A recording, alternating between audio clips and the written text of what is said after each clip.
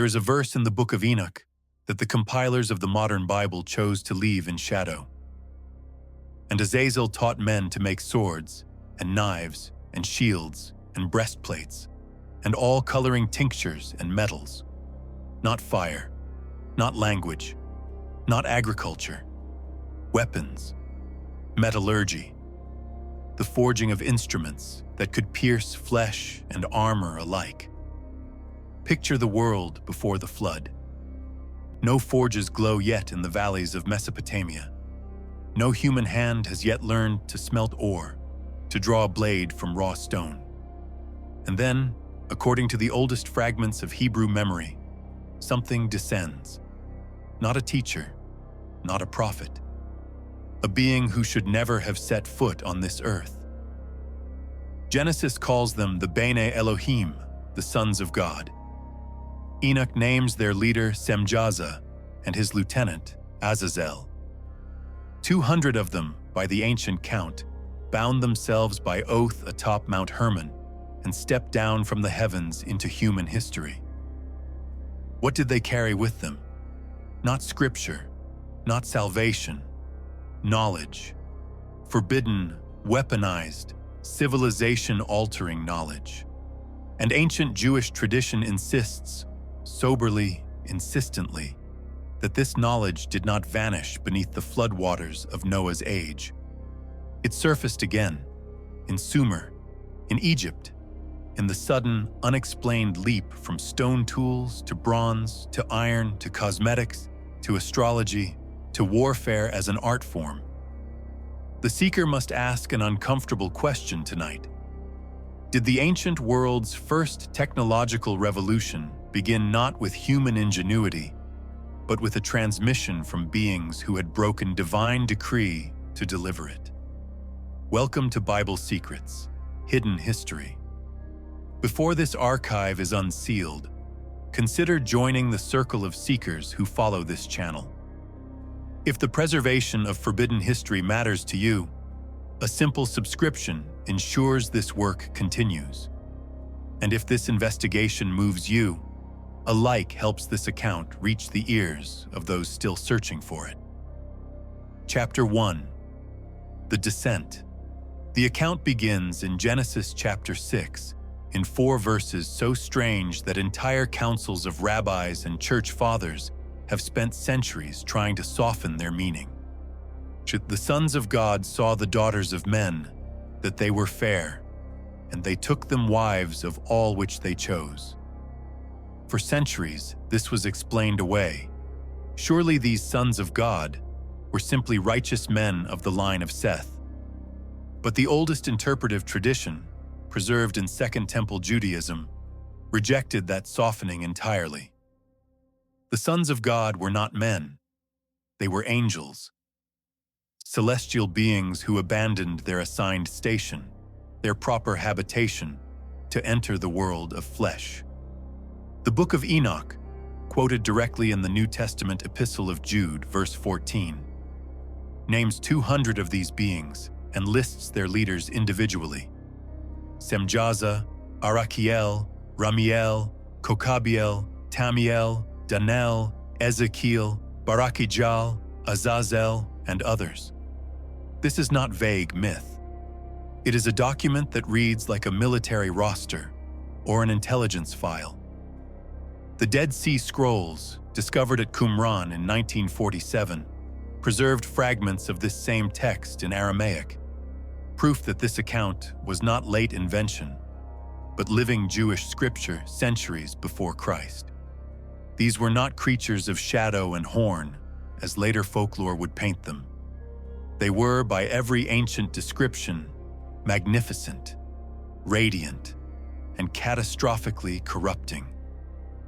The oath they swore atop Hermon was mutual, a pact of shared guilt, so that no single being could break rank without the others enforcing the fall together.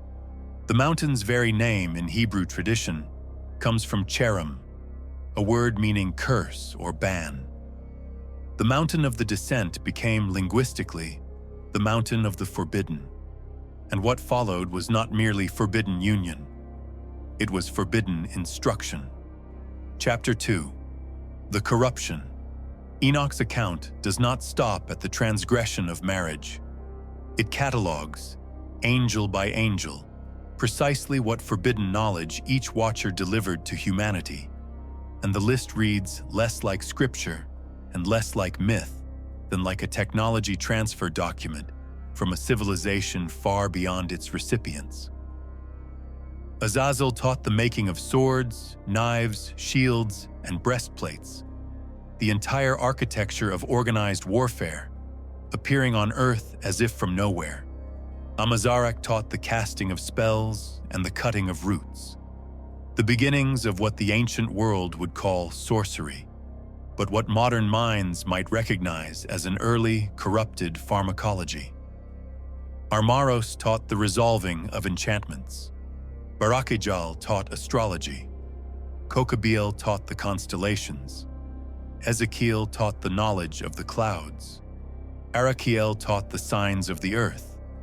Shamsiel taught the signs of the sun.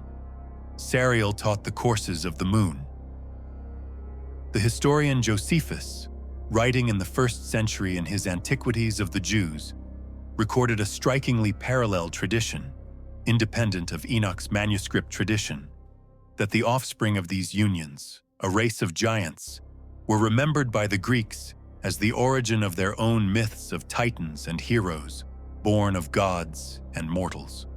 Josephus writes that these beings were the ones who did mighty and famous exploits, the same language a chronicler might use for the founders of a civilization, not merely for monsters of legend. Consider the specificity. This is not the angels taught men things.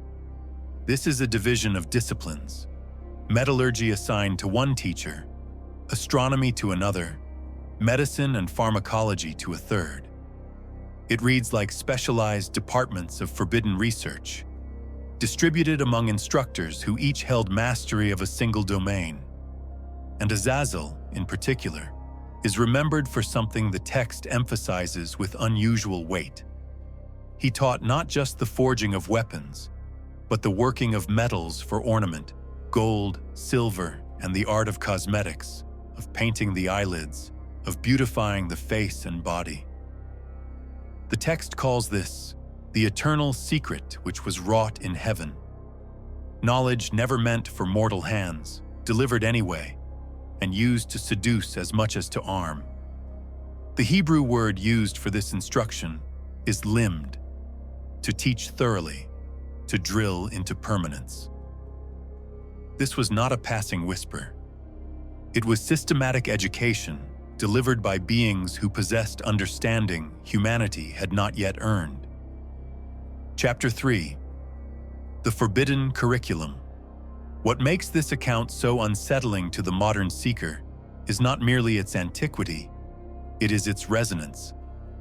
Every discipline the Watchers are said to have taught corresponds almost exactly to a technological threshold humanity later crossed and has never fully explained the origin of. Metallurgy did not evolve gradually across the archaeological record the way stone tool development did. The transition into the Bronze Age and later into ironworking appears in the historical record with what many archaeologists still privately call surprising suddenness in certain regions. Techniques of alloying and smelting that seem to arrive nearly complete rather than incrementally discovered. Astrology and astronomy, the tracking of celestial courses, attributed to Kokabeel and Sariel, appear fully formed in Sumerian and Babylonian records, complete with mathematical precision that still challenges modern historians of science to explain how a Bronze Age society achieved it without centuries of visible trial and error. The Book of Jubilees, another Second Temple text, found among the Dead Sea Scrolls in multiple copies, expands this account further, describing how the corruption of forbidden knowledge became so total that God commanded the angel Raphael to bind Azazel specifically and cast him into the darkness, while charging that the earth itself required a healing, a cleansing, from what had been unleashed upon it. Jubilees uses the phrase, "the earth was corrupted," not once but repeatedly. Corruption as an environmental and civilizational condition, not merely a moral one. This is the seeker's central discomfort. Ancient texts describe forbidden knowledge as the direct catalyst for humanity's first great technological leap.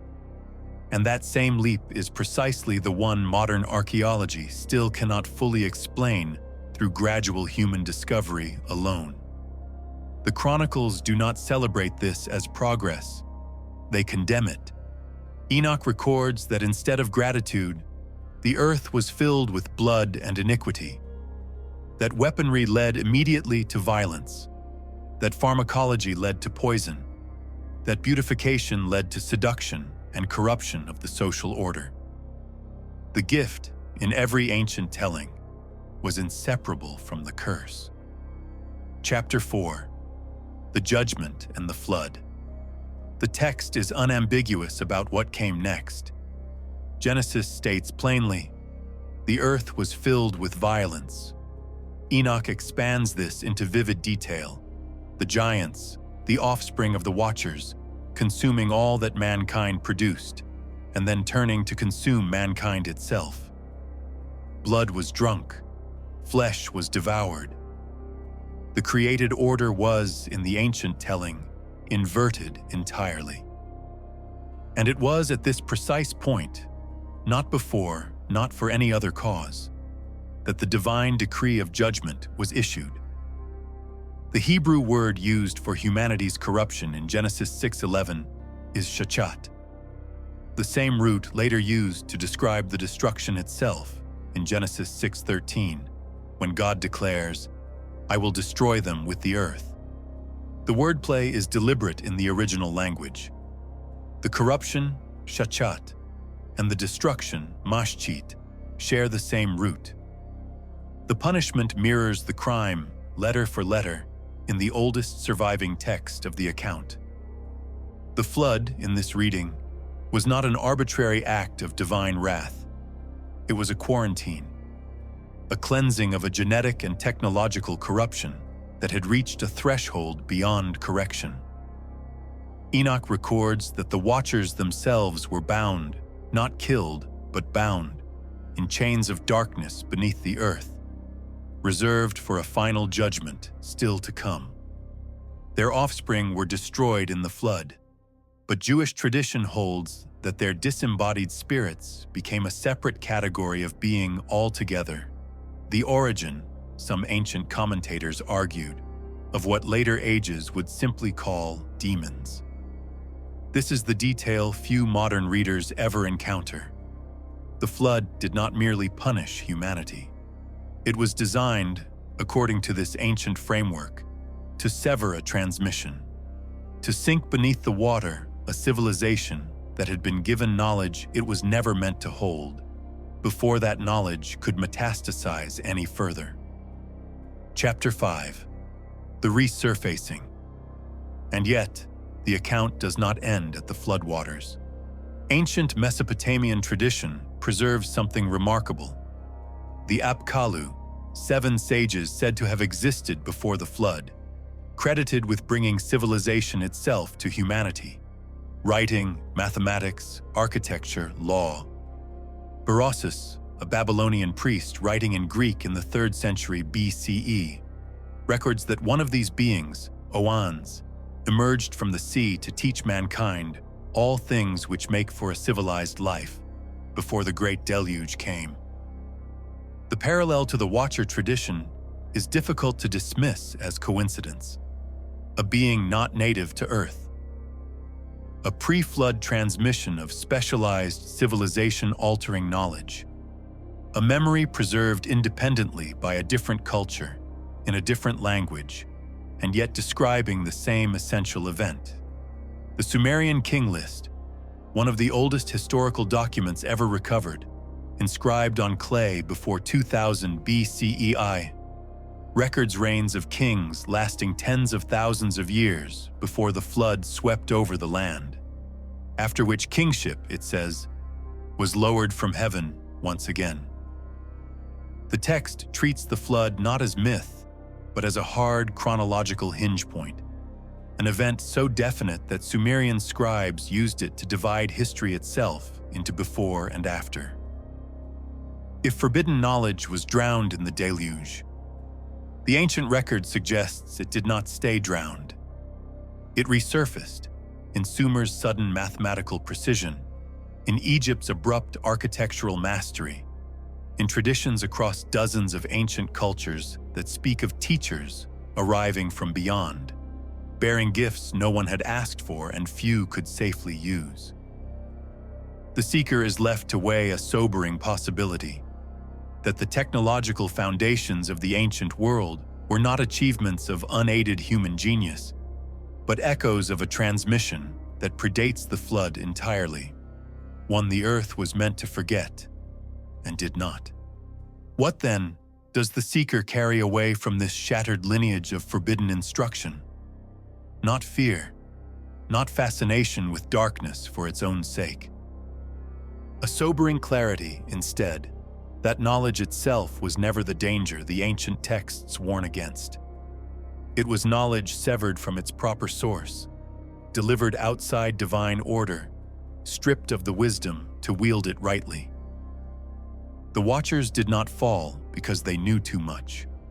They fell because they gave what was never theirs to give, in a manner that corrupted rather than elevated the people who received it.